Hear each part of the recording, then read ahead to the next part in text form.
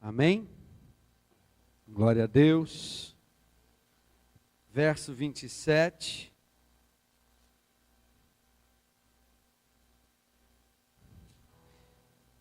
E contaram-lhe e disseram: fomos à terra que nos enviaste, e verdadeiramente mana leite e mel, e esse é o fruto.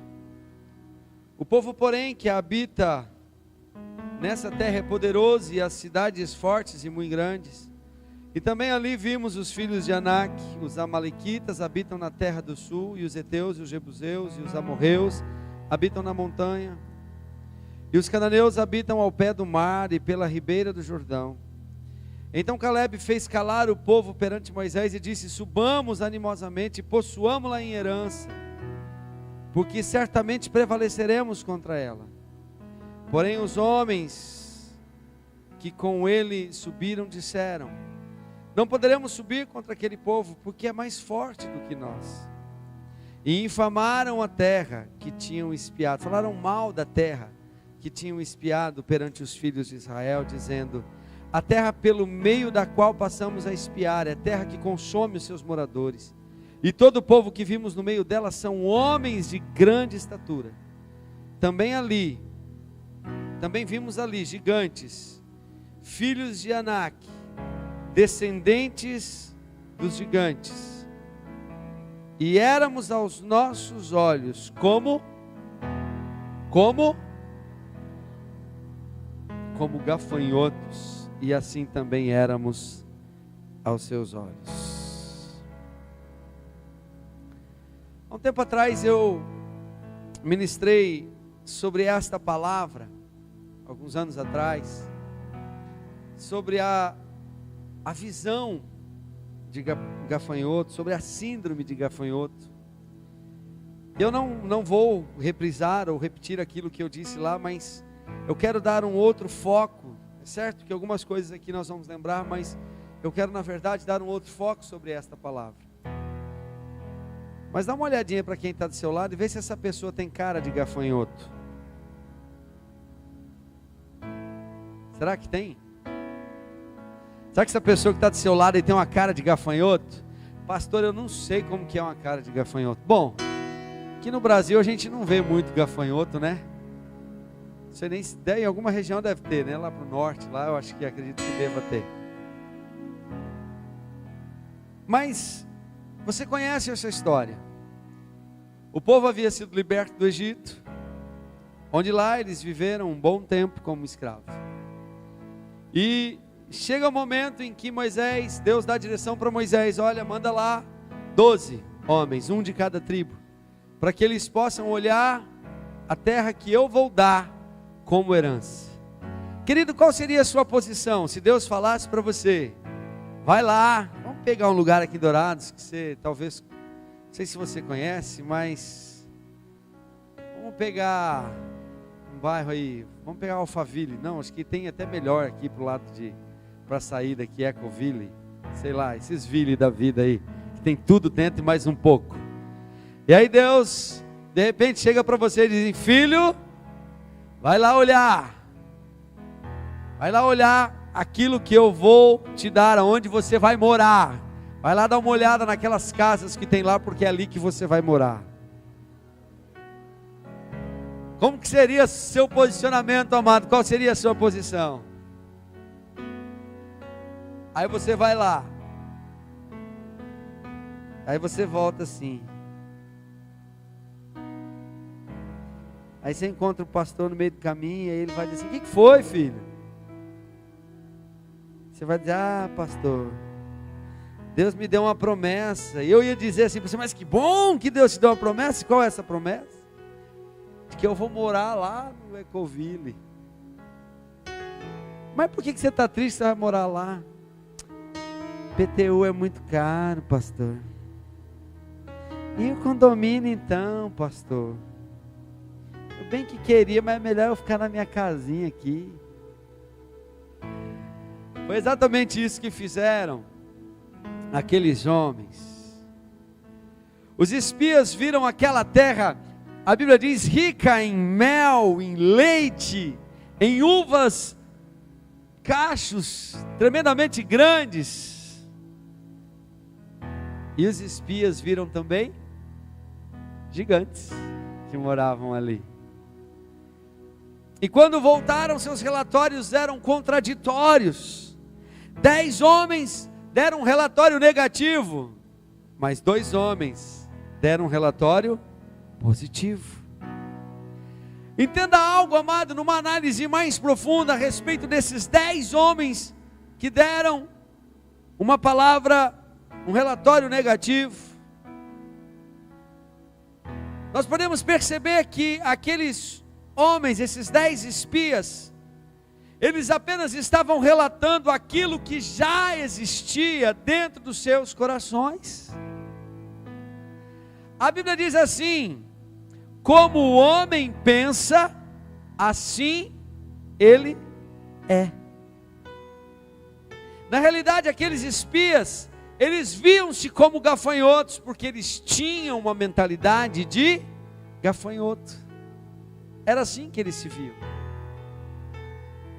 Interessante é que todos os 12 homens, os 12 espias, eles tinham fé. Todos eles tinham fé. Só que tinha uma diferença: 10 tinham fé em gigantes, que os gigantes eram grandes, que os gigantes eram matadores, que os gigantes esmagariam o povo. Mas 2 tinham fé em Deus. 10 voltaram se queixando. Você viu o tamanho daquele gigante, meu Deus? O que vai ser de nós agora? Olha o tamanho daquele gigante, olha onde Deus quer nos colocar, no meio daquele povo. Josué e Caleb voltaram lambendo os beiços. Você viu o tamanho da uva? Que cacho de uva, como é que eu vou comer aquela uva? Como que vai ser esse negócio?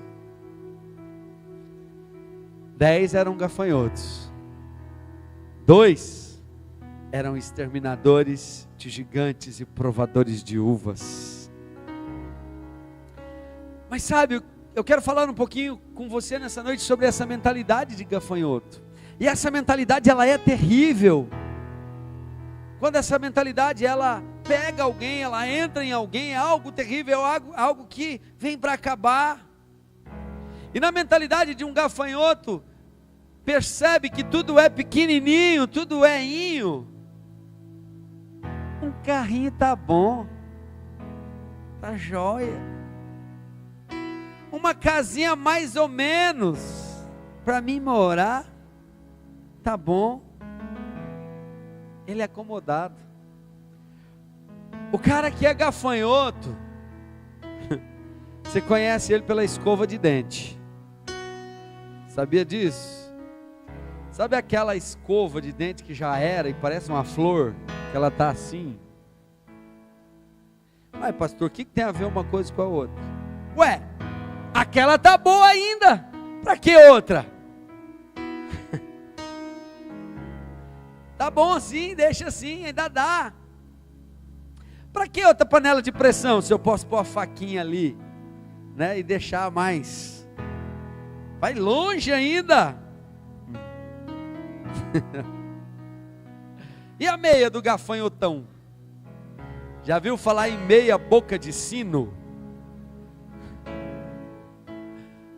Ela já nem fica aqui assim no tornozelo, ela já desce, já fica tudo lá embaixo, porque ela não tem mais elástico. Tá bom assim?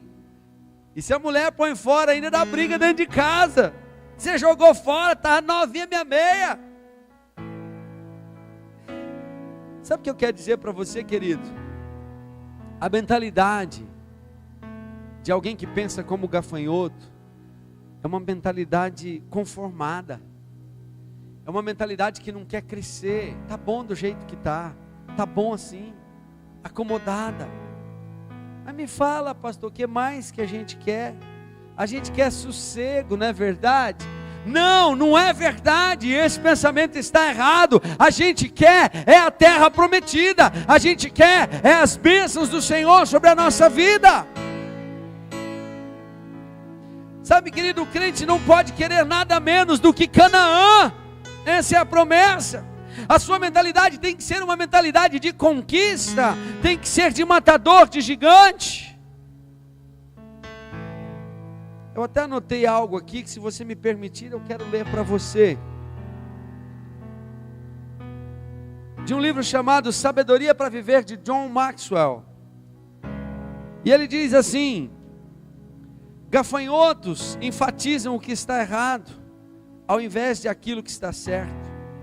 Gafanhotos amam falar sobre injustiças recebidas. Eles discorrem sobre como foram maltratados e como as pessoas não os compreendem. Eles têm uma lista de pessoas responsáveis por aquilo que são.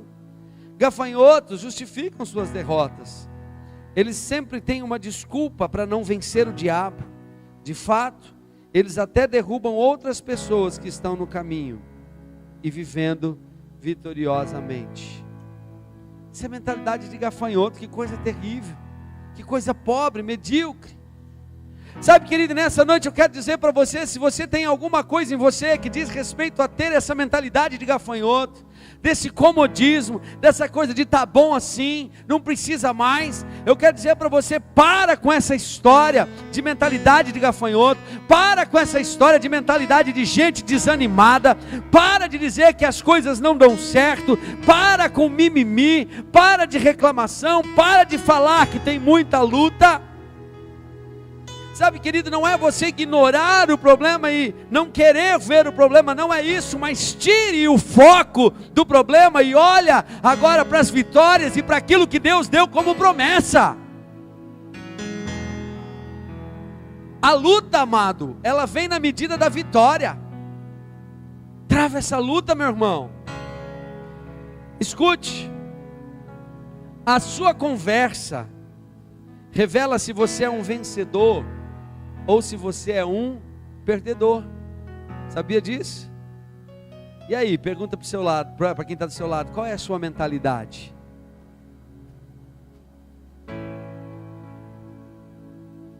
Fala assim para ele: você não é gafanhoto não, né? Gafanhoto enrustido? Acho que não, né? Perdedores, eles dão importância aos seus problemas, mas vencedores, eles falam sobre as suas possibilidades de sucesso. Perdedores, eles falam como vítimas, mas vencedores, eles falam como vitoriosos. Perdedores têm mentalidades de escravos, mas vencedores têm mentalidade de filhos de Deus. A sua conversa define quem você é. A sua conversa define para onde você quer ir. Querido, então defina a que você veio ao mundo, filho. Declare a sua vitória. Para de ampliar os seus problemas. Tem gente que diante dos problemas acha que é o fim. Agora, aqui, isso é o começo. Esse é o começo do que Deus tem, é o começo da nossa história, começo da sua história. Tem gente que acha que os seus problemas é maior do que todos os outros, que não, meu problema é o maior, o meu é o maior. Tem gente que quer concorrer para ter o maior problema, porque a mentalidade é de gafanhoto, ele quer que as pessoas tenham pena dele. É assim. Sabe, pare de enxergar o poder do diabo. Tem gente que tudo é o diabo, e o pior, eu não estou tirando culpa do diabo não, ele é culpado de muita coisa. Mas muita coisa que tem por aí, a culpa não é do diabo não, é do povo mesmo. É das atitudes mal tomadas. É daquilo que não vigia em relação à palavra, depois vai culpar o diabo. O diabo está aí para lançar isca, você pega se você quiser. É assim que funciona. É assim que funciona. O diabo lança a isca, se você não quiser. Nunca você vai poder voltar para Deus e dizer assim: Senhor, foi o diabo que me fez fazer. Nunca. Não tem jeito. Porque você tem uma coisa chamada livre. Senão nós não teríamos livre-arbítrio. Não precisava nem de inferno, quanto mais de diabo. Não é verdade? Você está entendendo o que eu estou dizendo? Mas amado, tem gente que parece que tem mais medo do diabo do que temor a Deus. Já percebeu isso? Tem gente que parece que é assim. Tem gente que acha que pecado pega, contaminoso, assim, é que nem catapora. Se eu ficar perto eu vou pegar, igual H1N1, que está na moda agora, né? Igual H1N1, se eu ficar perto de alguém que tem, eu vou pegar. Ele até pode ser contagioso, querido, o pecado. Mas também vai depender de você, querer pegar ou não o pecado. Querido, comece a enfatizar o tamanho do seu Deus. Comece a enfatizar não aquilo que o diabo faz, mas aquilo que Deus é capaz de fazer na sua vida. Comece a enfatizar o poder do seu Deus na sua vida. Comece a testemunhar a respeito da grandeza do Senhor e do que Ele está planejando para você nos dias de hoje, amados. Comece, em vista das coisas de Deus, comece a planejar o amanhã da sua vida, o seu futuro. Não deixe essa mentalidade de gafanhoto, essa identidade de gafanhoto entrar na sua vida. E se ela entrou, não deixa ficar. Essa coisa de desânimo, essa coisa de reclamação, para com isso, isso é mentalidade de gafanhoto. Olha como eram esses homens que não puderam herdar a terra da promessa. O perfil desses homens era de reclamar. Esse perfil desses homens era de culpar Moisés, culpar Deus, de reclamação, de murmuração. Tudo que Deus dava não era suficiente, tudo que Deus fazia não era suficiente. Tire essa mentalidade de gafanhoto da sua vida em nome de Jesus. Amém? Amém? Então agora você vai olhar para quem está do seu lado e vai dizer assim: eu tenho certeza que você não é gafanhoto.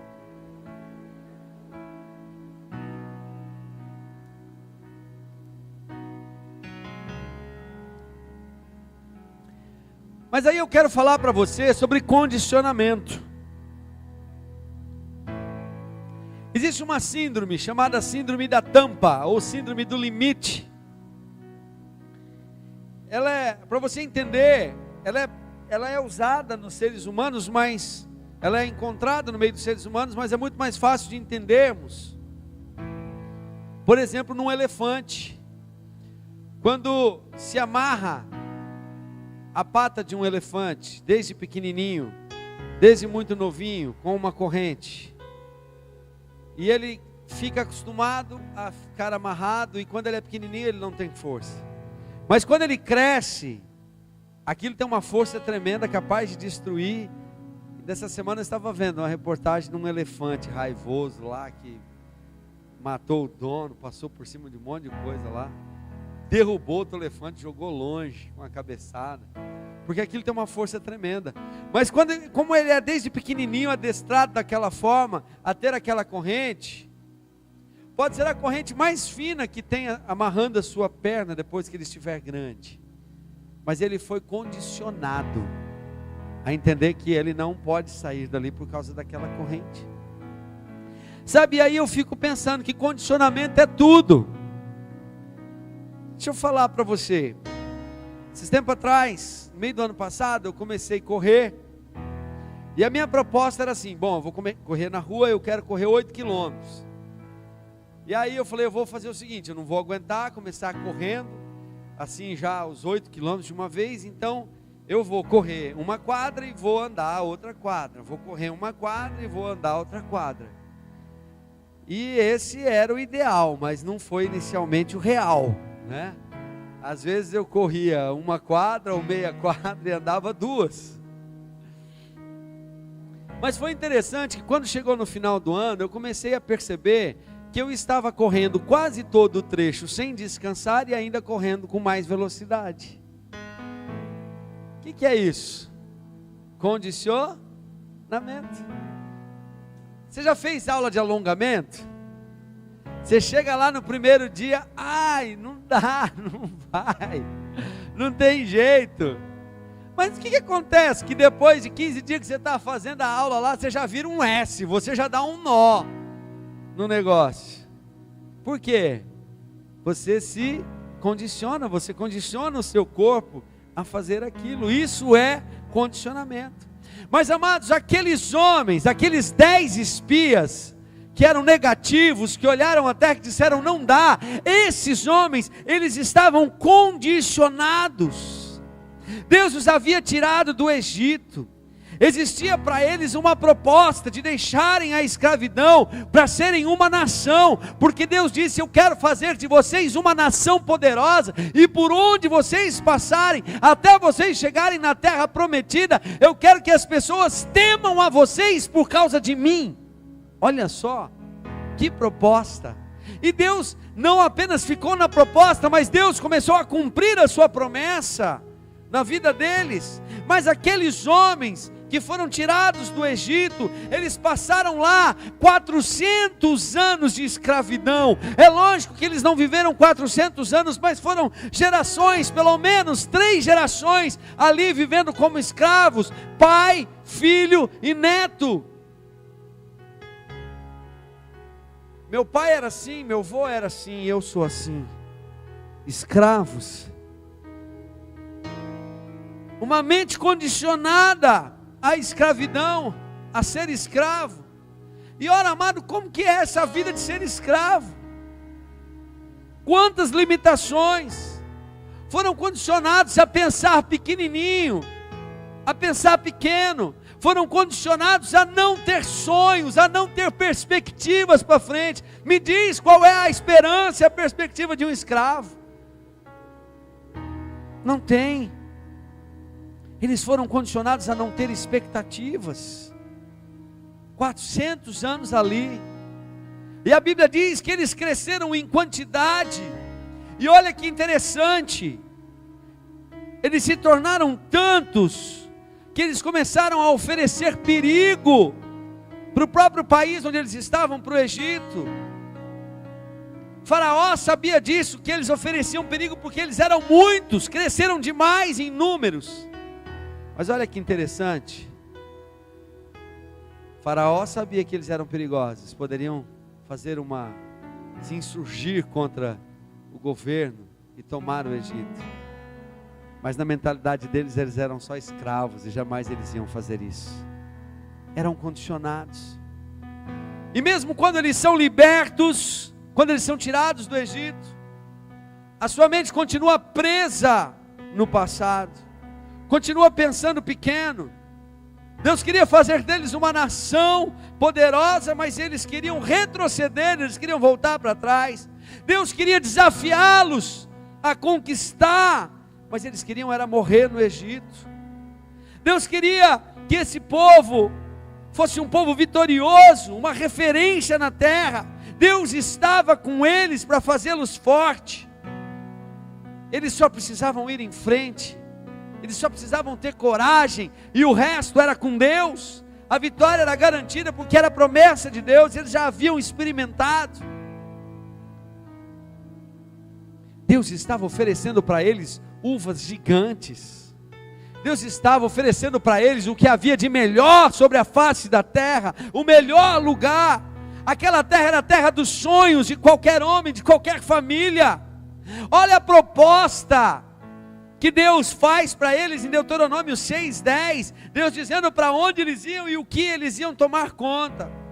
E aí Deuteronômio 6:10 diz: quando pois o Senhor teu Deus te introduzir na terra que jurou a teus pais, Abraão, Isaque e Jacó, que te daria, com grandes e boas cidades que tu não edificaste, não precisa fazer nada, não precisa construir cidade, já está pronto, e casas cheias de todo o bem que tu não encheste, e poços cavados que tu não cavastes, vinhas e olivais que tu não plantastes. Olha que interessante, a proposta de Deus para eles era só chegar. Cidades que não foram fortificadas por eles, mas estavam prontas, casas que não foram construídas e nem sequer enchidas as despensas por eles, mas a Bíblia diz que eles iam pegar tudo cheio, tudo pronto. Olivais produzindo, prosperidade significa dinheiro, vinhas produzindo, tudo pronto. Era essa a promessa de Deus. Não, Senhor, eu prefiro ficar aqui.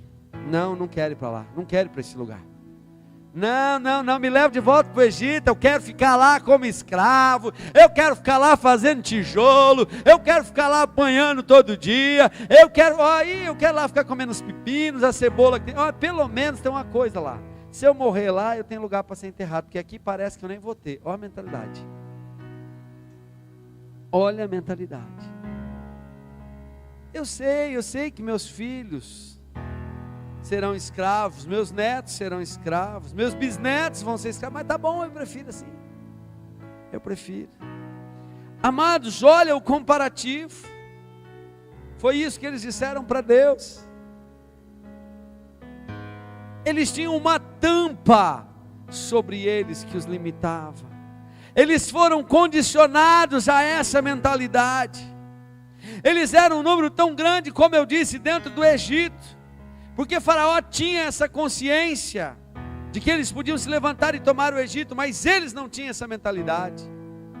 Pode tirar a tampa de sobre o escravo, que dali ele não passa, ele não sai para fora, ele não escapa. A mentalidade dele está condicionada. Deixa eu te falar, amado, você precisa romper com mentiras que Satanás falou ao teu respeito.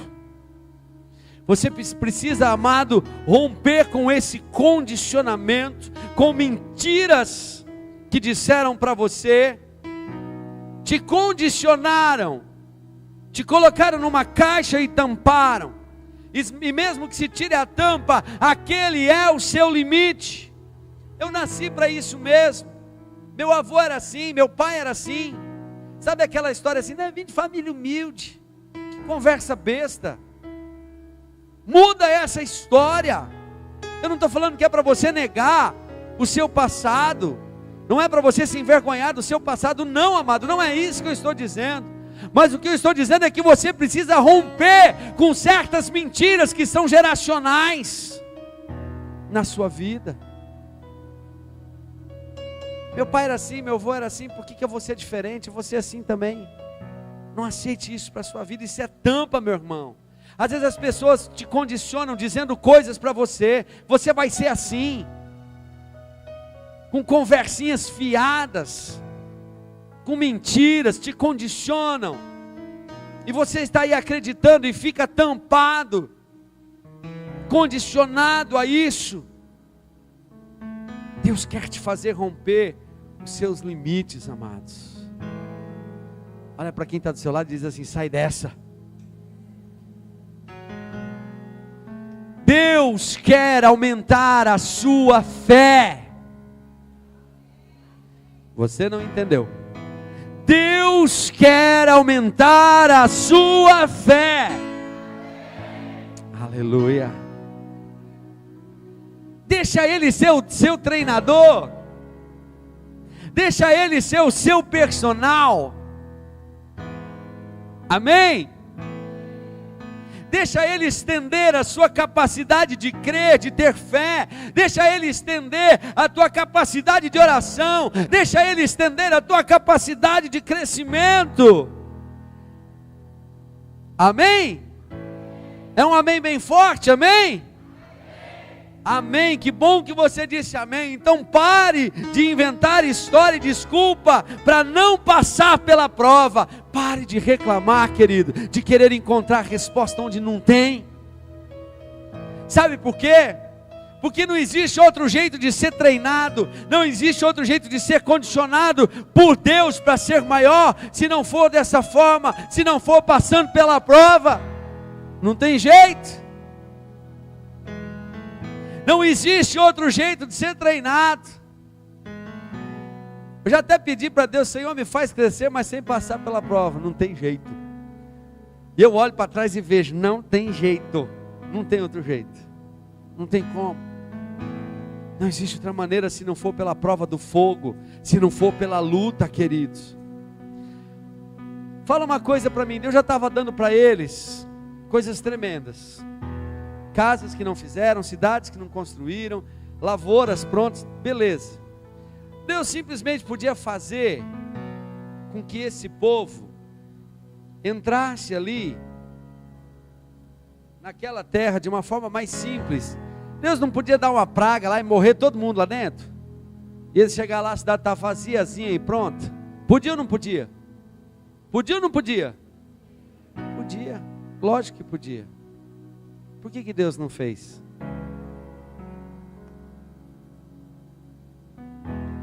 A cabeça daquele povo precisava ser mudada. Tinha que tirar a mentalidade de gafanhoto. Tinha que tirar a mentalidade de escravo. E eu vou te contar um segredo. Mentalidade de gafanhoto, mentalidade de escravo, só sai assim, nessa base da luta, da conquista, quando você entende isso na sua vida. Amém? Tire os seus limites.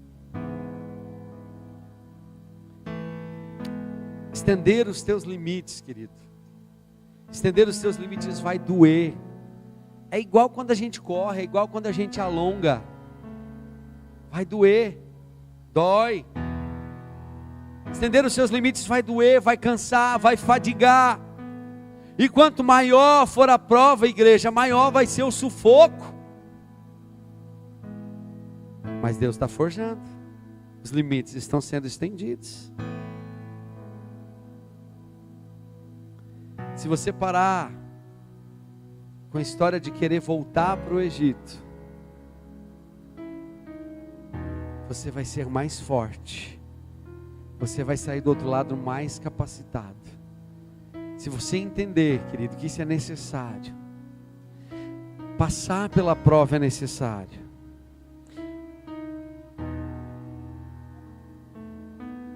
Às vezes fica um zum conversando na igreja acerca dos fatos que estão acontecendo. E isso é permissão de Deus. Deus quer ver até onde você vai. Deus quer ver até onde você é shalom. Deus quer ver até onde a aliança que você fez aqui em cima tem valor, porque não foi comigo que você fez, foi com Deus. Deus quer ver até onde você defende o homem que Deus colocou aqui em cima, porque não sou eu, é com Deus.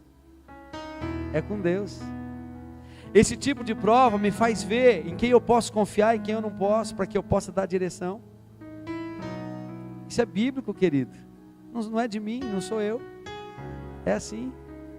Essa prova nos deixa mais perto, nos deixa mais apaixonados um pelo outro, nos faz cuidar mais um do outro. E se não for assim, não vai acontecer. Vilma, foi difícil aquela prova no hospital? Quantos dias? Achou que ia morrer, confesso que eu achei também.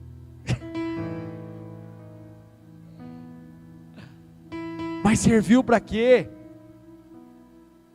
Para a gente se amar mais, para a gente fazer aliança um com o outro, para a gente fazer parte um do outro. Serviu para ela confiar que Deus tem plano, que Deus tem propósito na vida, que Deus põe lá, mas Deus tira também. É para isso que serve a prova. É para isso que serve a prova. Você está entendendo? Então não reclama. Para de mimimi.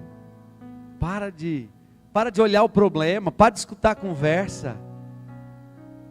E prova para que foi que você veio. Para que Deus te mandou. Para que você está aqui. Para que você foi levantado. Faz isso, amado.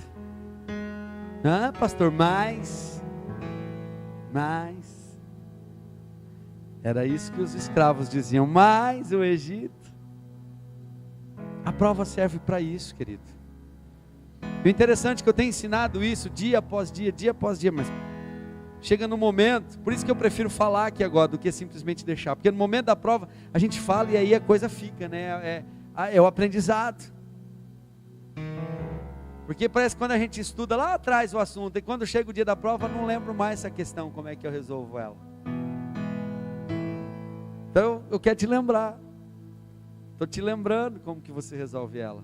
Crê em Deus. Toma postura com Deus.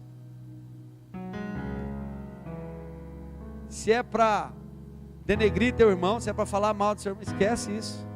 Não quero ouvir essa conversa, não quero saber disso. É assim que tem que ser. Porque do contrário é mentalidade de escravo. Amém? Glória a Deus. E por fim, querido,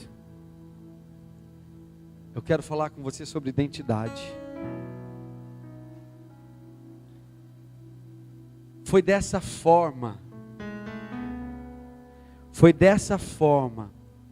provados pelo fogo, que aquele povo foi. Passaram pelo deserto, passaram por situação, tiveram que lutar, tiveram que enfrentar.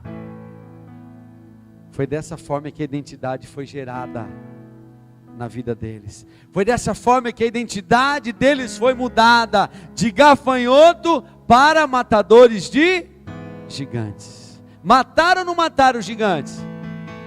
Mataram ou não mataram? Não sei, pastor, não estava lá, mas a Bíblia está dizendo. A Bíblia está dizendo que eles tomaram posse. Tomaram ou não tomaram? Está lá a terra, lá até hoje, lá, maior dando briga lá, querendo tomar deles. O povo está querendo tirar. Está lá a terra. Tomaram posse da terra. Entraram e viveram as promessas de Deus. Mas a mentalidade precisou ser trocada. A identidade precisou ser mudada, precisou ser gerada dentro do coração. Foi assim que Deus deu identidade para aquele povo. É assim, amado, que Deus continua dando identidade para você. É assim, amado, que Deus continua dando identidade para o seu povo. É na hora da prova que Ele mostra a paternidade dEle para nós. Você não é gafanhoto. Essa não é a sua identidade. Você não é pequeno porque você passa por lutas. Você não é escravo. Você não é um derrotado. Você não é um qualquer. Amém? E se quiserem te fazer pensar isso, amado, não aceite. Essa não é a realidade de Deus a seu respeito. Deus não vê você assim, dessa forma, dessa maneira. Ainda que situações queiram falar mais alto, ainda que pareça que não tem jeito. Olha só, Juízes 6:11, Deus olha para Gideão. Gideão, esse homem se vê como um homem medroso, estava lá escondido, com medo, fazendo o seu trabalho com medo, se vendo como um gafanhoto. E quando Deus se apresenta para ele, chama ele, ele diz assim: eu sou o menor da minha tribo, minha família é a mais pobre de todas.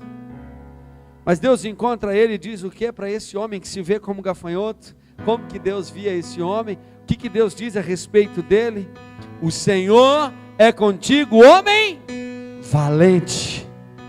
É assim que Deus o via. Ele se via como um gafanhoto, mas Deus via ele como um homem valente. É assim que Deus te vê, amado, segundo a sua identidade, segundo a identidade verdadeira que Ele fez para você, segundo a identidade que Ele te deu lá na cruz do Calvário.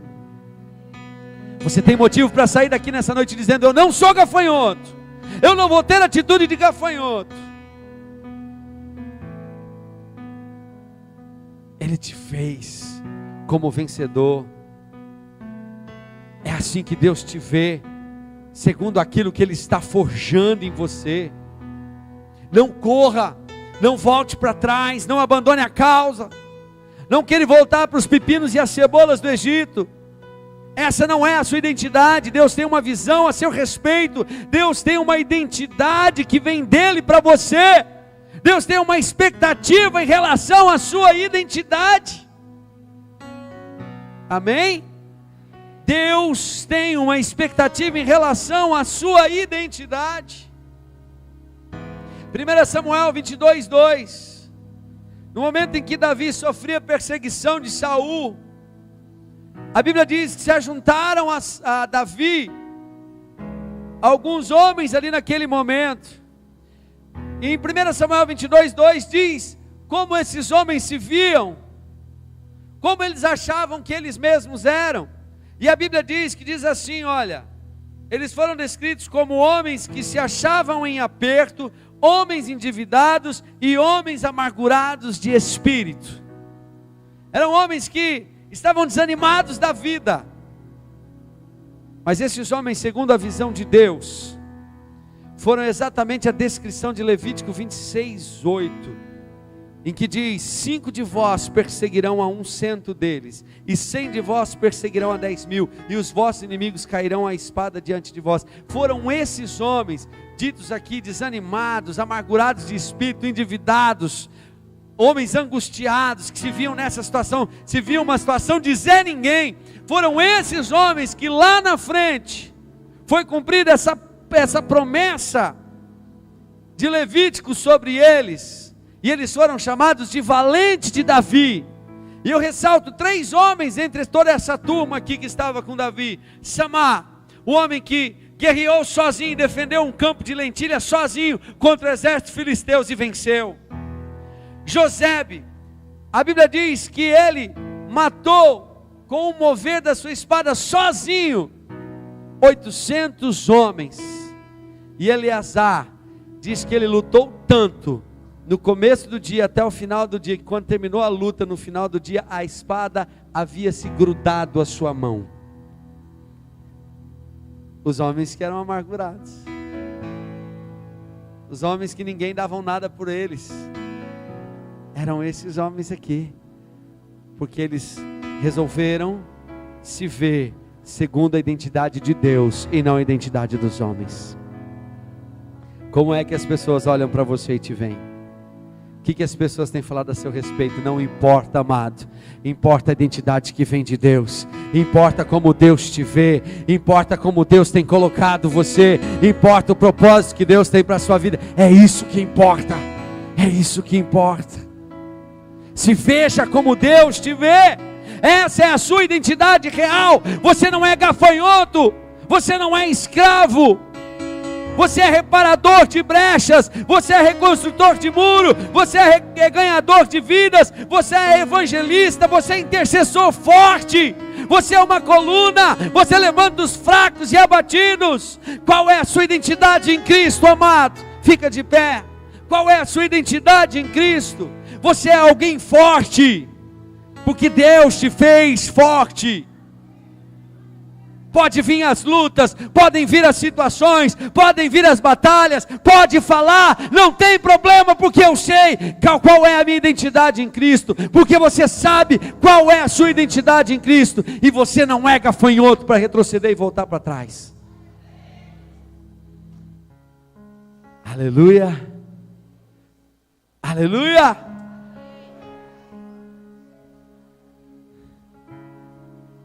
Diga para quem está do seu lado: você é forte. Ah, mas olha assim, mas fala isso, senhor. Você é forte, hein?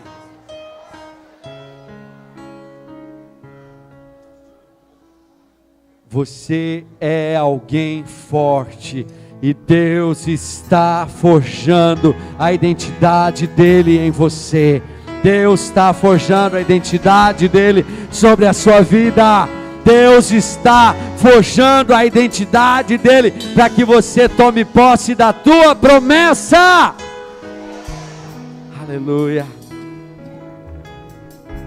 Deus liga a sua identidade àquilo que ele te chamou para fazer. Aleluia. Eu vejo homens e mulheres valentes aqui, que vão testemunhar, que vão dizer. Aí eu me lembro, estou terminando mesmo, aí eu me lembro, quando esse povo entrou, foi atravessar o Rio Jordão. O Jordão era o limite para atravessar, para tomar posse. Já era hora da posse, já está tudo certo. Vamos entrar para as casas agora, para a cidade. Mas falou: pera um pouquinho, pega as pedras aqui, o Jordão vai abrir, vocês vão pegar pedra e vão amontoar. Para quê, Senhor? Vai ficar aquele amontoado de pedra lá, porque o dia que os seus filhos lá na frente olharem aquilo e falar: que é esse monte de pedra aí? Você vai dizer, isso aí é para nós lembrarmos como Deus nos forjou. Isso é para nós lembrarmos qual é a nossa identidade. Isso é para lembrarmos o que Deus fez por nós, para que chegássemos até aqui. Lá na frente, quando alguém te perguntar, por que isso é assim? Porque um dia nós somos forjados. Porque um dia Deus forjou a nossa identidade. Nós vamos ter história para contar, querido. Se você abandona a luta, você não tem história. Se você volta para o Egito, você continua escravo. Mas se você está aqui lutando forte, vai continuar lutando, querido, nós vamos ter muita história de vitória para ser contada em nome de Jesus. Amém? Você tem a marca da promessa. Nós temos a marca da promessa, queridos. Minha sorte Ele mudará diante dos meus olhos. O meu Deus nunca falhará. Eu sei que chegará minha vez. Minha sorte Ele mudará diante dos meus olhos. Se tentam destruir-me, zombando da minha fé e até tramam contra mim. Querem entulhar meus sonhos, querem frustrar meus sonhos, me fazer desistir. Mas quem vai apagar o selo que há em mim? A marca da promessa que Ele me fez. E quem vai me impedir? Se decidido estou, porque quem me prometeu é fiel pra cumprir.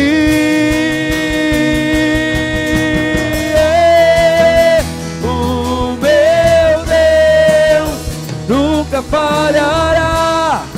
Eu sei que chegará minha vez.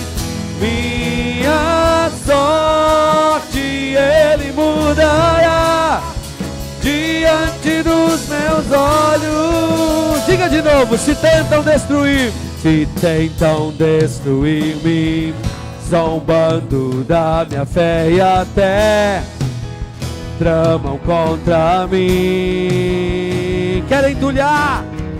Querem entulhar meus poços, querem frustrar meus sonhos e me fazer desistir. Mas quem vai apagar o selo que há em mim? A marca da promessa que Ele me fez. E quem vai me impedir?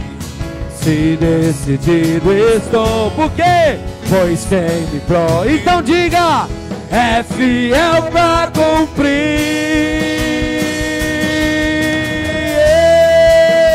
O meu Deus nunca falhará. Eu sei que chegará minha vez.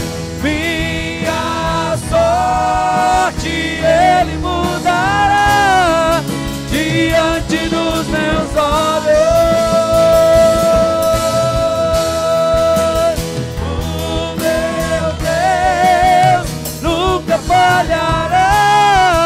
Eu sei que chegará minha vez.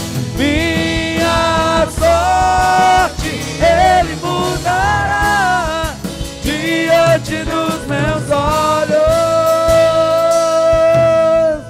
Eu tenho a marca da promessa. Diga isso.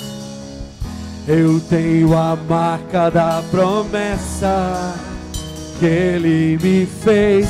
Eu tenho a marca da promessa. Eu tenho a marca da promessa que Ele me fez. E quem vai me apagar? O selo que há em mim, a marca da promessa que Ele me fez. E quem vai me impedir? Se decidido estou. Pois quem? Pois é Ele quem prometeu.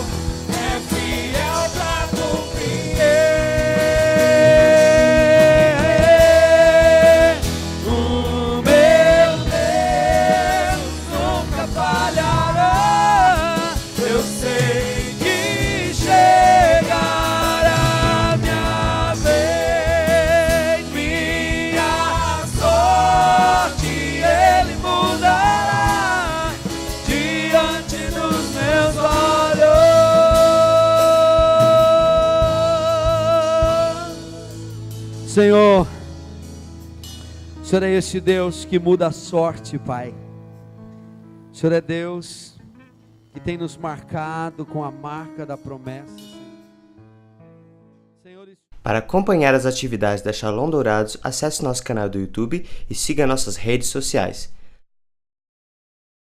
Para acessar nossos cultos em áudio, acesse o Cherbit Shalom Dourados. Faça-nos uma visita, Rua Edilberto Celestino de Oliveira, número 1558, Vila Santo André, Dourados MS. Para maiores informações, ligue para a Secretaria da Igreja, 67 3421 0461. Shalom, amor e cuidado.